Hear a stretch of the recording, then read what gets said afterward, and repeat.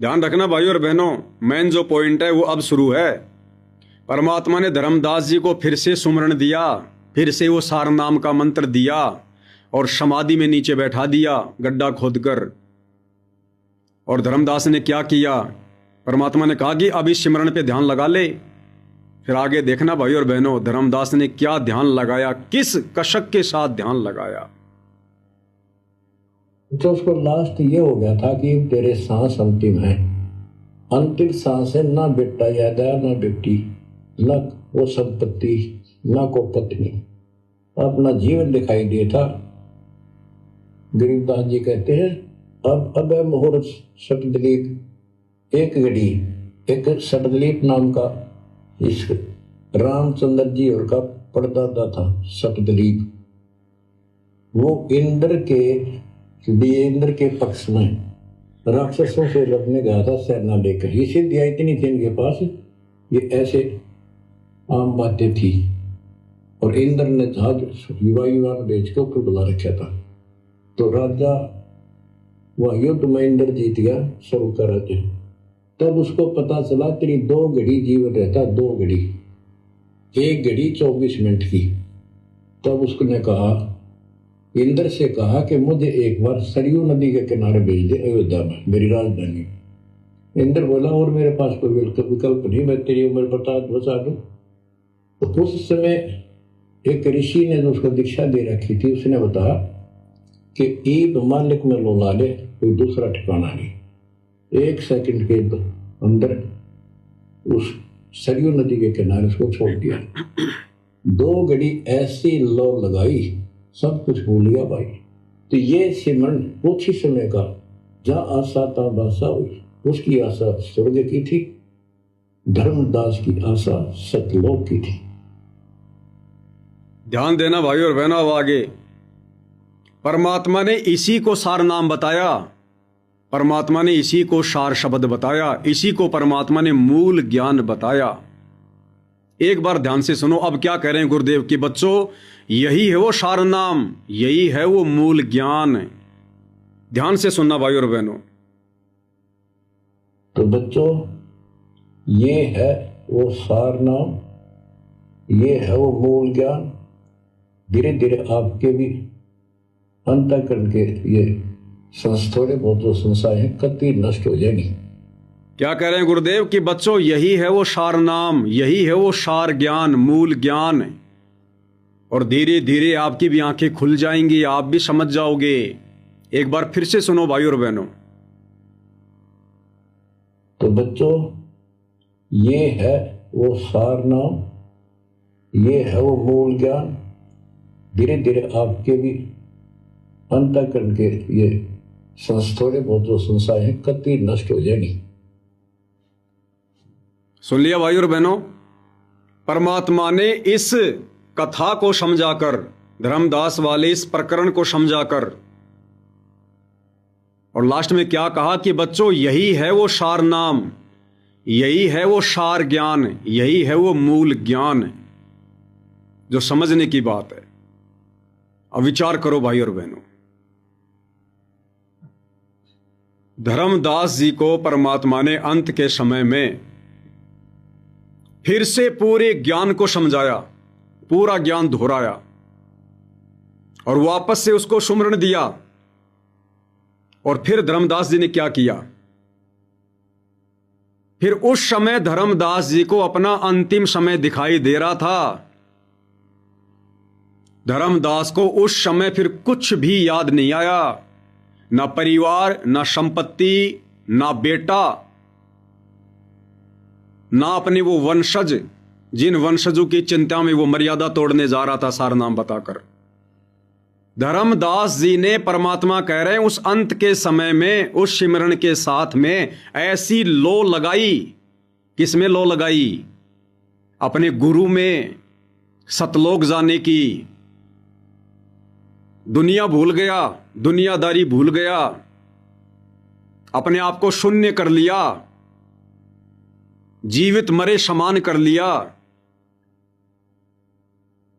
और साथ में गुरुदेव ने राजा सड़ दिलीप का उदाहरण दिया कि राजा सड़ दिलीप एक बार राक्षसों से लड़ने के लिए इंद्र के पक्ष में होकर सिद्धि शक्ति से सेना लेकर इंद्रलोक में गया था।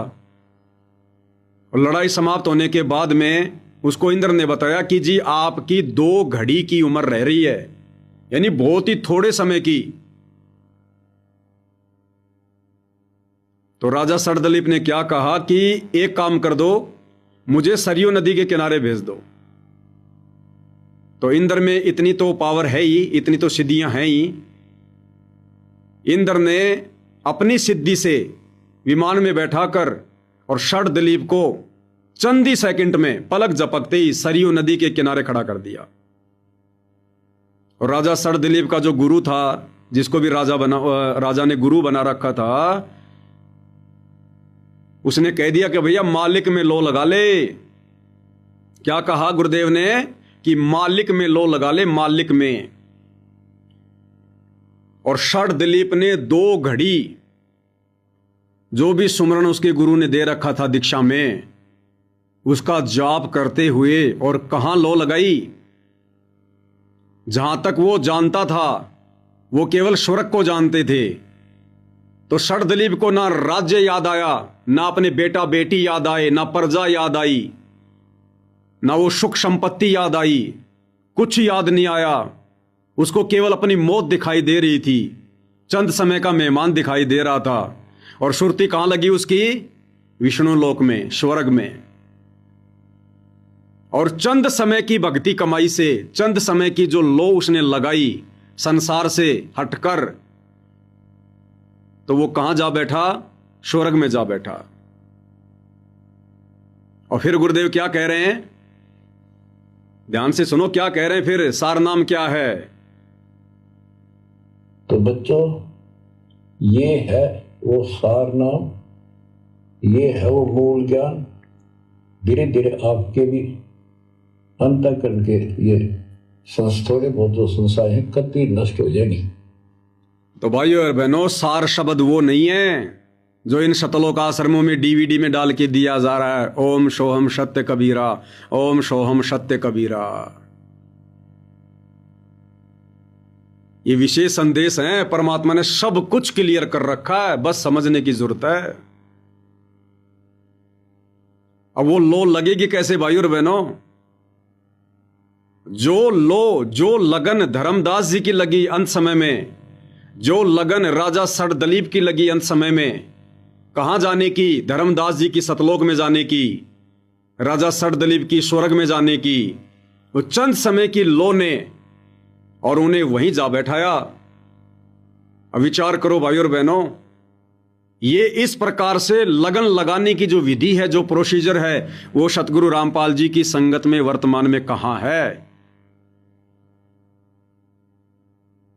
क्या गंदी राजनीति और राजनेताओं का समर्थन करते करते 2 कौड़ी के राजनेताओं के लिए दुनिया वालों से वोट मांगते मांगते क्या सतलोक आश्रमों से जुड़ा भगत समाज सतलोक में लो लगा सकता है? क्या उनका सुमरण सफल हो सकता है? क्या वो सतलोक जाने के योग्य बन सकते हैं?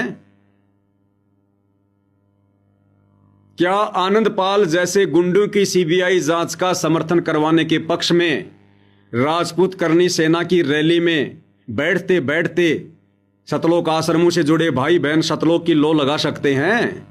क्या वहां बैठकर तीनों समय की आरती की जा सकती है? क्या वहां बैठकर सुमरान सुरती नृत्य मन और पवन से किया जा सकता है? क्या परशुराम की जयंती में रोहतक के पैरावर में बैठकर क्या वो लो लगाई जा सकती है? क्या वो सुमरण उस सुरती नृत्य मन और पवन से किया जा सकता है? क्या धनाना गांव में करोड़ों का स्टेडियम बनाकर गुरु ज्ञान और मर्यादाओं की धज्जियां उड़ाकर क्या गुरु को नाराज करके सतलोक के लिए लो लगाई जा सकती है? क्या वो सुमरण आपका सफल हो सकता है? क्या नादान भगत समाज का करोड़ों का ज्योति पाठ और दान का पैसा कभी जाटों की धर्मशाला बनवाने में करोड़ों, कभी जाट आरक्षण में करोड़ों, हरियाणा के जाट आरक्षण में 2017 में भाई और बहनों कम से कम भी नहीं तो 5 करोड़ रुपए सतलोक आश्रम कमेटी ने सतगुरु रामपाल जी के बड़े बेटे वीरेंद्र ने भगत समाज का बर्बाद किया। कम से कम 5 करोड़ रुपया। आने वाले समय में आपको परमाणु सहित बताएंगे। क्या अयोध्या में श्री रामचंद्र जी की पूजा करने के लिए जो आन उपासक आ रहे थे, क्या आन उपासना को बढ़ावा देने के लिए महीने भर का वहां पर सतलोक आश्रम कमेटी के द्वारा भंडारा लगाकर क्या सतलोक के लिए लगन लगाई जा सकती है? क्या सिमरन का सुरती नृत्य मन और पवन से जाप किया जा सकता है? क्या मर्यादा भगत समाज की सुरक्षित है? तो ये जो प्रोसीजर है भाई और बहनों, लगन लगाने की, उस विशेष कसक और विशेष तड़प के साथ में ये विधि वर्तमान में साध संगति में है। इसलिए साध संगति यथार्थ 13वां कबीर पंथ है, सतगुरु रामपाल जी का ओरिजिनल मिशन है। यहां किसमें लो लगाई जा रही है? यहां केवल अपने गुरुदेव भगवान में लो लगाई जा रही है, अपने सतगुरु में लगन लगाई जा रही है। और सतगुरु में लगन कब लगेगी? जब आप व्यर्थ की सामाजिक और सांसारिक परंपराओं से, व्यवस्थाओं से दूर हटोगे, जब आप अपने गुरु को ही कबीर परमात्मा मानोगे, जब आपका टारगेट केवल मोक्ष हो जाएगा, सतलोक जाना हो जाएगा, जब आप अपने गुरुदेव भगवान को प्रसन्न करोगे, गीता अध्याय 3 श्लोक 13 के अनुसार परमात्मा को भोग लगाए बिना जो अन्न पकाते हैं वो पाप खा रहे हैं। तो सतलोक आश्रम कमेटी से जुड़े भाई बहन, लाखों की संगत, गुरुदेव का परिवार, ये ना ही तो सतगुरु रामपाल जी को कबीर भगवान मानते हैं। अगर ये मानते तो इनके आश्रमों में, इनके घरों में, इनके लोकेट में, इनके दरबार साहिब में वो दाढ़ी मूंछ वाली नकली कबीर की फोटो नहीं होनी चाहिए थी। तो लो कैसे लगेगी, लगन कैसे लगेगी? इनके तो 2-2 पति हैं। अगर इन्होंने अपने गुरु को परमात्मा मान लिया होता तो गीता अध्याय 3 श्लोक 13 के अनुसार आज सतलोक आश्रमों से जुड़े हर भगत के घर में भोग की आरती के साथ आज लग्या साहिब को भोग दीन के टुकड़े पानी का, आज हर घर में सतगुरु रामपाल जी को सुबह शाम दोनों वक्त भोग लग रहा होता। अगर इन्होंने अपने गुरु को परमात्मा मान लिया होता तो संध्या आरती के अनुसार पाती पंच पोहप कर पूजा, देव निरंजन और न दूजा। आज साध संगति से जुड़े सत्सेवक भाई बहनों की तरह सतलोक आश्रमों से जुड़े भाई बहनों के घरों में भी सुबह और शाम गुरुदेव भगवान की 5 दीपक वाली थाल के साथ में आरती उतर रही होती। अगर इन्होंने अपने गुरु को भगवान मान लिया होता तो, अगर इन्होंने अपने गुरु को भगवान मान लिया होता, कबीर मान लिया होता, तो अपने गुरु सतगुरु रामपाल जी के अलावा फिर जून के महीने में ये कभी भी उस दाढ़ी मूंछ वाली बेजुबान मुर्दा फोटो को कबीर परमात्मा मानकर उसका प्रकट दिवस ना मनाते। सिर्फ और सिर्फ साध संगति से जुड़े सत्सेवक भाई बहनों की तरह 8 सितंबर के दिन अपने गुरु को ही कबीर परमेश्वर मानकर उन्हीं का सतगुरु प्रकट दिवस मनाते। तो भाई और बहनों, सार नाम की वास्तव में भक्ति कौन कर रहा है? सतलोक जाने की वास्तविक रिहर्सल कहां हो रही है? केवल साध संगति में। जिस विधि से हम सतलोक जाएंगे, जिस विधि से सतगुरु प्रसन्न होंगे, जिस विधि से सतगुरु अपने भगत के ऊपर अपना विशेष आशीर्वाद, अपना विशेष रहम बख्शेंगे। तो षड दिलीप ने मालिक में लो लगाई, परमात्मा में लो लगाई, जिसके लोक में वो जाना चाहता था। धर्मदास जी ने अपने गुरु में लो लगाई, अपने कबीर भगवान में लो लगाई, जिसके सतलोक में वो जाना चाहता था। और संसार से हटकर लो लगाई, कुछ याद नहीं आया, कुछ भी, केवल अपनी मौत दिखाई दे रही थी। तो हम सत्सेवक भाई बहनों को साध संगति से जुड़ने के बाद और सतगुरु की महिमा से परिचित होने के बाद हमें ये संसार दिखाई नहीं देता, हमें ये राजनेता दिखाई नहीं देते, हमें ये लोकलाज दिखाई नहीं देती। जब हरियाणा का स्टेट कोऑर्डिनेटर अमन गोदारा आज 2026 में गांव डिग्गल में एलावत पंचायत में बैठकर ये कह रहा है कि हमें तो भाईचारा निभाना है, हमें तो सामाजिक भाईचारा भी निभाना पड़ता है क्योंकि हम तो सामाजिक आदमी हैं, तो सोचो बाकी संगत की क्या दशा होगी। तो भाई और बहनों, ये लो लगाने की प्रक्रिया, ये लगन लगाने की प्रक्रिया ये केवल सत्सेवक भाई बहनों के अंदर है, केवल साध संगति में है। और साध संगति से जुड़े भाई बहन ही हैं जो धीरे धीरे इस समाज से पीछे हटते जा रहे हैं। समाज की व्यर्थ की परंपराओं से, लोक लाज से, कुरीतियों से, इस झूठे भाईचारे से दूर होते जा रहे हैं और केवल लो अपने गुरुदेव में लगा रहे हैं। सुबह उठते ही हमें गुरुदेव याद आते हैं। सुबह उठते ही सबसे पहले हम मंगलाचरण करते हैं। 8 वाणियां सतगुरु की महिमा में बोलते हैं। समरथ साहेब रतन उजागर, सत्य पुरुष मेरे सुख के सागर, जोनी संकट मेटो गुसाई, चरण कमल की मैं बलि जाही, भाव भक्ति दीजो परवाना, साधु संगति पूर्ण पद ज्ञाना, जन्म कर्म मेटो दुख दुंदा, सुख सागर में आनंद कंदा, निर्मल नूर जहूर जुहारम, चंद्रगता देखो दीदारम, तुम हो बंकापुर के वासी, सतगुरु काटो यम की फांसी, मेहरबान हो साहिब मेरा, गगन मंडल में दीजो डेरा, चकवे चिदानंद अविनाशी, रिद्धि सिद्धि दाता सब गुण राशि, पिंड प्राण जिन दीने दाना, गरीब दास जाकू कुर्बाना, पिंड प्राण जिन दीने दाना, गरीब दास जाकू कुर्बाना। सबसे पहले उठते ही, और इन सतलोक आश्रम वालों को, इनको सबसे पहले उठते ही याद आता है कौन से गांव में मोटर भेजनी है, कौन से गांव में पाइप की सप्लाई करनी है, कौन से गांव में मकान बनाने की सेवा चल रही है, हमने वहां जाकर बेगार करनी है, तगारियां ढोनी है, कौन से घर में राशन पहुंचाना है, कौन से भगत ने कल क्या कहा था, कल वहां झगड़ा हो गया, उस आश्रम में कल ये बात हो गई। राग द्वेष ईर्ष्या छल कपट निंदा चुगली व्यभिचार और बेगार।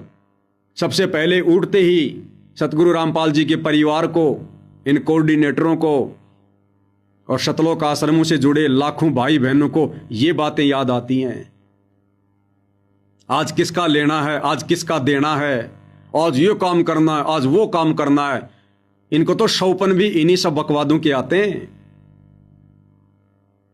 तो सत्सेवक भाई बहनों को उठते ही भगवान याद आता है, परमात्मा याद आता है, क्योंकि हम कोई ऐसा कार्य करते नहीं जिससे उठते ही हमें भगवान के अलावा बकवाद याद आए।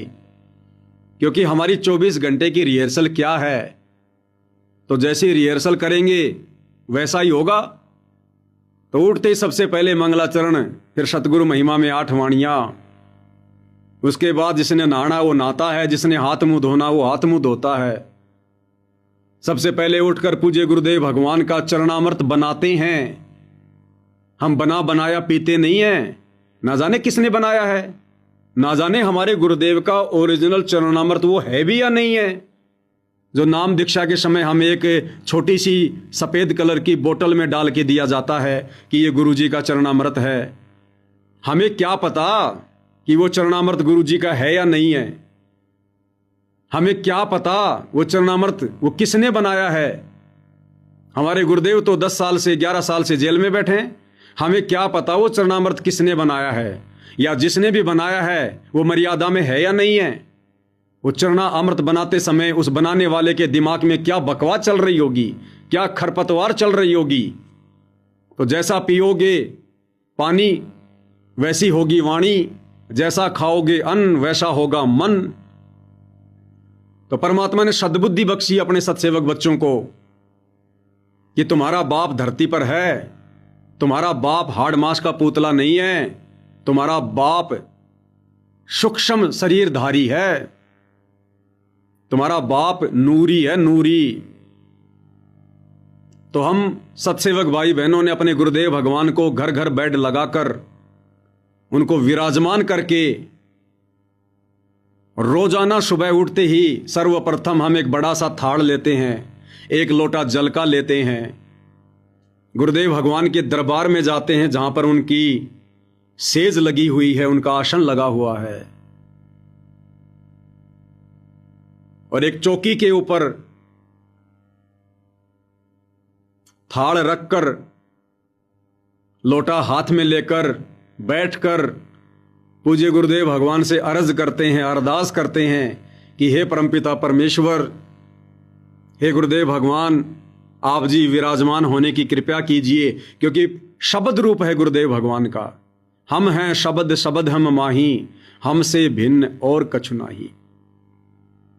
हम गुरुदेव भगवान से विराजमान होने की अर्ज करते हैं, अरदास करते हैं कि परमेश्वर आपका दास इस चरणामृत बनाकर इस सेवा का लाभ उठा सके। गुरुदेव भगवान जो अपने बच्चों की, अपने मर्यादित बच्चों की हर अर्ज पूरी करते हैं, क्योंकि भगत के वश में है भगवान। जब हम भगत बन जाएंगे वास्तव में, तो गुरुदेव भगवान भगत के वश में हो जाता है।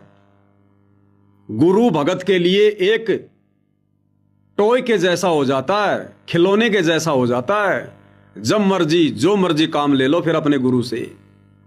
भगवान भगत के वश हो जाता है। हम गुरुदेव भगवान से अर्ज करते हैं, परात्मा शब्द रूप में विराजमान होते हैं, और हम फिर मानसिक रूप से लोटे से जल थाल में डालते हुए और गुरुदेव भगवान के चरण कमल धोने की सेवा करते हैं। चरणा अमृत कदाचित पावे, 84 कटे लोक सिंधावे। साथ में या तो मंगलाचरण गाते हैं या साथ में परमात्मा का कोई शब्द गा लेते हैं। कोई भी शब्द जो भी आपको अच्छा लगे, परमेश्वर की महिमा का हो, गुरु महिमा का हो। भक्ति दान मोहि दीजियो, देवन के देवा हो, जन्म पाया भूलूं नहीं, करहूं पद सेवा हो। सारा का सारा परिवार जो उपदेशी हैं, सारे मिलकर बैठकर या अपना अपना इंडिविजुअल, व्यक्तिगत, पर्सनल जैसा भी है, उसके बाद हम गुरुदेव भगवान का चरणामृत बनाते हैं और परमेश्वर जी के चरण कमल फिर एक साफ टोवेल से साफ करते हैं। फिर परमेश्वर जी से वापस पुनः बेड पर विराजमान होने की प्रार्थना करते हैं।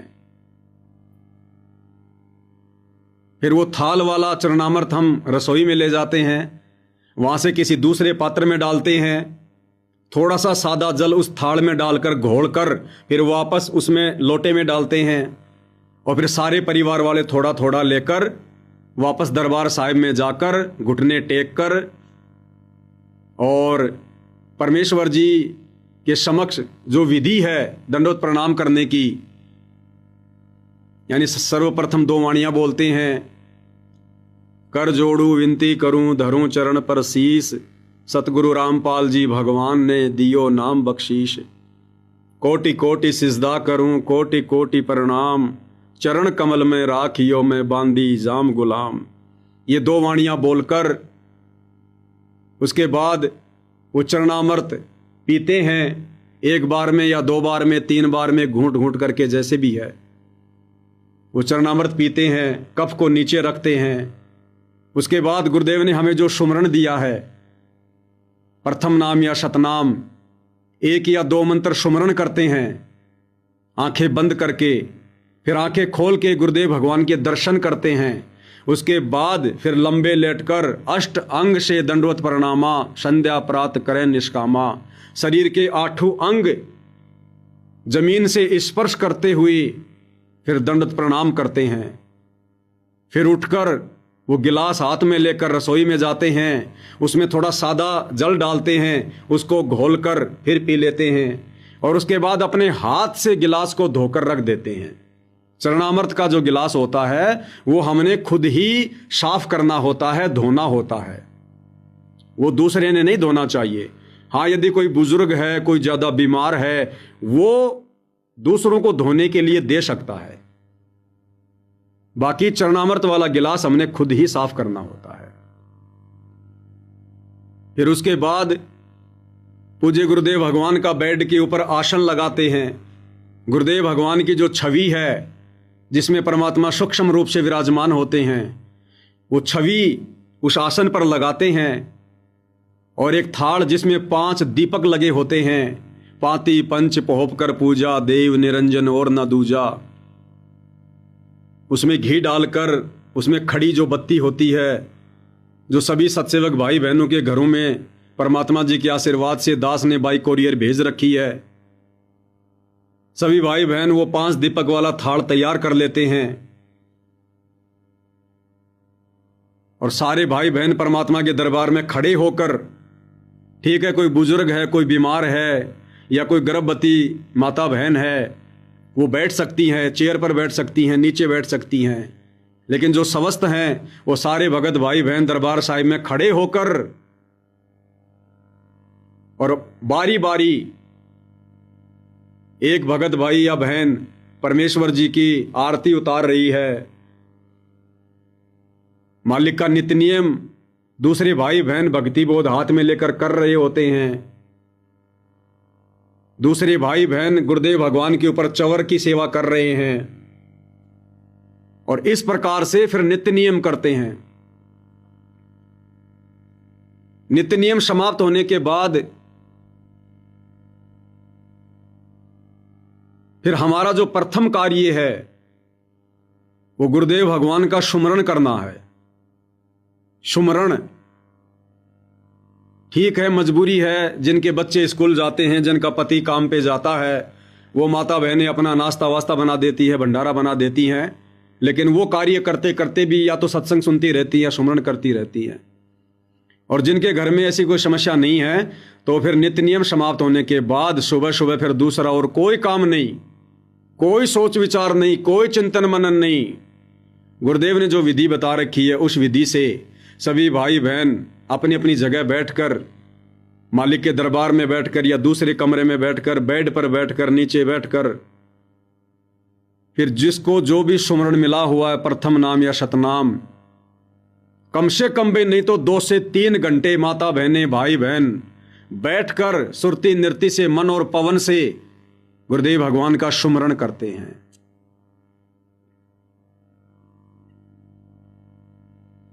जिन भाई बहनों को नाम नहीं मिला हुआ है वो 1 घंटा 1.5 घंटा बैठकर पूज्य गुरुदेव भगवान का ध्यान से सत्संग सुनते हैं। उसके बाद फिर अपना भोजन भंडारा बनाते हैं। 10-11 बजे के बीच में भंडारा बनता है।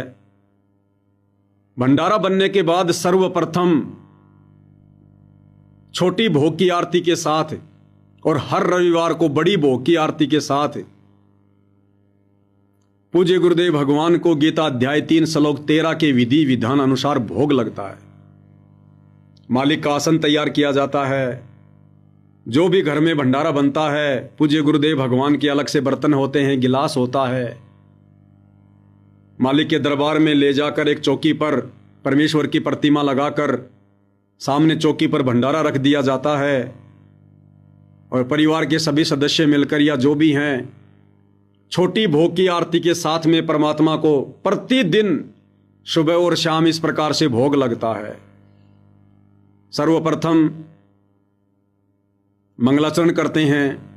मंगलाचरण के बाद परमात्मा जी से अर्ज करते हैं कि हे परमपिता परमात्मा, सारी सृष्टि के रचनहार, कुल मालिक, कबीर परमेश्वर सतगुरु रामपाल जी भगवान, आप जी का भोग प्रसाद तैयार है। आप अपनी पवित्र रसना से इसे पवित्र करने की कृपा करें। हे परमेश्वर, भोग प्रसाद बनाते समय, लगाते समय या भोग की आरती करते समय हम तुच्छ बुद्धि जीवों से यदि कोई त्रुटि रहे तो हमें तुच्छ जानकर अक्षमा करें परवरदिगार, अक्षमा करें परवरदिगार, अक्षमा करें परवरदिगार। उसके बाद जो शब्द है, आज लग्या साहिब को भोग दीन के टुकड़े पानी का, कोई जग्या पूरबला भाग, ये शब्द है लगभग 10 मिनट का। और शब्द के बाद जिन भाई बहनों को समय होता है वो फिर परमात्मा जी की विनती का अंग भी करते हैं। हम विनती करते जी, गुरु जी थारे आगे, साहिब थारे आगे। तो मुश्किल से 15 से 20 मिनट की ये प्रोसीजर है। तो परमेश्वर जी का विधान पूरा हो जाता है। गीता अध्याय 3 श्लोक 13। अरे गीता वेदों का सार है, वेदों का ज्ञान किसने दिया? कबीर भगवान ने दिया। तो ये परमात्मा जी का विधान है। इस विधि से जो प्रतिदिन अपने घर पर अपने गुरु को अपना भगवान मानकर, इष्ट मानकर जो भोग नहीं लगाते, उनके पाप कर्म हल्के नहीं होते, उनके पाप नाश नहीं होते हैं। ज्यादातर संगत वाले भाई बहन केवल अंदेव की आरती कर देते हैं। आरती अंदेव तुम्हारी, जासे काया पले हमारी, या गरीब सुख देना दुख मेटना, ताजा राखे तन, सुर 33 खुश किए, नमस्कार तो अन्न, अंजल साहिब रूप है, शुद्धिया तृष्णा जाए, चारों युग परवान है, आत्म भोग लगाए, जो अपने सुमोर के एक पीड़ पिछान, भूखिया भोजन देत है, पहुँचेंगे परवान, अन देव तू अलग दयालम तेरे पलड़े तुले न लालम। अन देव तू जगमग ज्योति तेरे पलड़े तुले न मोती। वैरागर है पत्थर भारी अन देव तू आप मुरारी। खुदिया तृष्णा मेटे पीड़ा तेरे पलड़े तुले न हीरा। दास गरीब ये अन की महिमा तीन लोक में जाकर रहमा। ज्यादातर भाई बहन जो शतलोक आश्रमों से जुड़े हैं, खाना खाते समय रोटी का एक टुकड़ा साग सब्जी से लगाकर साइड में रख देते हैं और ये अनदेव की छोटी आरती बोल देते हैं। भैया विधि तो ये भी बताई गुरुदेव ने, लेकिन इस विधि से हमारे उस कदर पाप नाश नहीं होंगे जिस विधि से परमात्मा ने गीता अध्याय 3 श्लोक नंबर 13 में भोग लगाने की विधि बताई है। ये विधि अनदेव की छोटी आरती वाली रोटी का एक टुकड़ा, ये केवल उस समय तक है जब तक आप और हमारे को भगवान की पहचान नहीं होती है, परमात्मा की पहचान नहीं होती है। जब तक हम दाढ़ी मूंछ वाले कबीर की मुर्दा फोटो को भगवान मानते हैं, तब तक आप थाली में एक टुकड़ा तोड़कर भोग लगाओ। लेकिन जिस दिन आपको ओरिजिनल कबीर की पहचान हो जाए, रियल कबीर को आप पहचान जाओ कि मेरे गुरुदेव के अलावा दूसरा कोई कबीर, कोई भगवान, कोई परम अक्षर ब्रह्म नहीं है, और जब आप अपने गुरु के अलावा समस्त फोटोएं घर से बाहर निकाल दो, एकमात्र अपने गुरु को दंडवत प्रणाम करना शुरू कर दो, एकमात्र अपने गुरुदेव का जयकारा लगाना शुरू कर दो, उसके बाद फिर वो गीता अध्याय 3 श्लोक 13 वाली प्रोसीजर लागू होगी। तब जाकर हमारे युगों युगों के जो पाप कर्म जमा हैं वो नाश होने शुरू होंगे। ये सतलोक जाने की भक्ति है। लल्लो पत्तों वाले काम करने से भक्ति सफल नहीं होगी। उसके बाद उस भोजन को जो प्रसाद हो जाता है, सभी भाई बहन फिर उसको ग्रहण करते हैं भंडारे के साथ। ये दोपहर में जिसकी जैसी व्यवस्था है, कोई ड्यूटी पर जाता है, कोई काम धंधे पर जाता है, कोई दुकान पर जाता है, कोई मजदूरी पर जाता है, तो एक पहर बताया परमात्मा ने, सॉरी 4 3 12, वैसे तो 3 पहर, 3 या 4 पहर ही भगत ने धंधा करना चाहिए। और टाइम इस भक्ति में नहीं चलता। अब उसके बाद 11 बजे बाद भगत भाई बहन अपना भंडारा लेके अपने काम धंधे पर चले जाते हैं, और खूब समय होता है 11 से लेकर शाम को 6 बजे तक का। सत्संग भी सुनते हो इस बीच में। फिर शाम को 6:30 बजे के आसपास संध्या आरती शुरू हो जाती है। दोपहर में अपनी रमेणी कर लेते हैं, घर से बाहर रहते हैं वो घर से बाहर कर लेते हैं, समय निकाल कर। घर पे रहते हैं वो घर पर विधि विधान से खड़े होकर दरबार में भक्ति बोध लेकर करते हैं। फिर शाम को संध्या आरती शुरू हो जाती है। संध्या आरती में फिर वही प्रोसीजर, बेड के ऊपर परमात्मा जी का आसन लगाकर उनकी छवि को रखकर परमात्मा जी से प्रार्थना करके, और फिर 5 दीपक वाला थाल लगाकर सारे भाई बहन परिवार वाले उसी प्रकार से परमेश्वर की आरती उतारते हुए संध्या आरती करते हैं। फिर भंडारे का समय हो जाता है। फिर उसी विधि से गुरुदेव को भोग की छोटी आरती के साथ भंडारा लगता है, भंडारे का भोग लगता है। रात्रि में सोते समय भाई बहन दूध भी रख देते हैं, कोई फल, कोई जो है ड्राई फ्रूट वगैरह रख देता है, काजू वगैरह, बादाम वगैरह, किशमिश वगैरह एक कटोरी में, एक दूध का गिलास रख देते हैं। परमेश्वर जी के दरबार में 10-15 मिनट रखे रहने के बाद, परमेश्वर से प्रार्थना करने के बाद उनको उठाकर ले आते हैं, दूध पी लेते हैं, जो ड्राई फ्रूट हैं वो प्रसाद के रूप में ले लेते हैं, और फिर रात्रि को स्मरण करते करते सो जाते हैं। फिर सुबह उठते ही वही मंगलाचरण, वही सतगुरु साहिब। तो आप और हमें यानी साथ संगति से जुड़े भाई बहनों को तो गुरु के अलावा, इस परमेश्वर के अलावा दूसरा कुछ याद आता ही नहीं है। इसलिए भाई और बहनों, वो जो असली सार नाम है, जो असली सार शब्द है, उसकी भक्ति, उस पर सुरती, उसमें लगन, उसमें लो केवल साध संगतियों में शुरू है। अंत समय में ये आत्माएं ही सतलोक को प्राप्त करेंगी। भले ही वर्तमान में काल प्रेरणा से सतलोक आश्रमों से जुड़े भाई बहनों को ये भक्ति विधि सही ना लग रही हो, क्योंकि सतलोक आश्रमों से जुड़े सभी भगत भाई बहन काल प्रेरित हैं। उनकी बुद्धि काल ने भ्रष्ट कर रखी है।